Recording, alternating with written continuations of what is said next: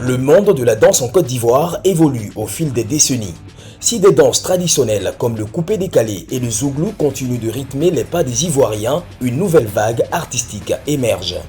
Le breakdance, pratiqué depuis les années 90, connaît désormais un engouement croissant parmi la jeunesse ivoirienne.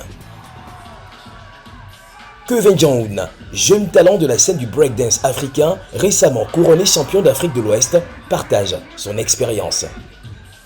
Cette discipline-là est en plein essor ici en Côte d'Ivoire.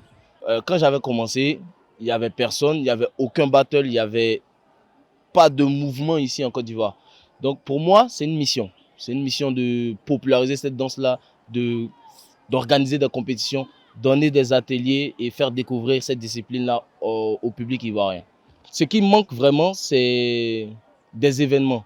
Parce que pour un breaker, pour pouvoir être dans le mouvement, il faut qu'il bouge. Il faut qu'il participe à des battles, il faut qu'il fasse des conférences pour se former. Il faut qu'il voyage aussi. Très important pour pouvoir se développer en tant que breaker, en tant que danseur en général. À l'initiative de Kevin Jong-un et en collaboration avec l'Institut français, la première compétition internationale de breakdance a eu lieu en Côte d'Ivoire en septembre dernier. Cet événement a réuni des danseurs de divers horizons, mettant en lumière le talent émergent des jeunes de la sous-région ouest-africaine. Pour la battle régionale que Kevin a voulu initier, j'espère que ce ne sera pas la dernière, et j'en suis sûr.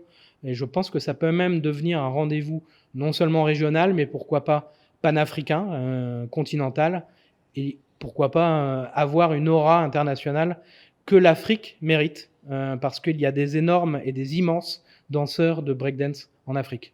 Avec cette ascension fulgurante, le breakdance devient une passion et un espoir pour de nombreux jeunes Ivoiriens. Une danse qui transcende les frontières culturelles et qui s'inscrit désormais dans l'histoire de la scène artistique ivoirienne.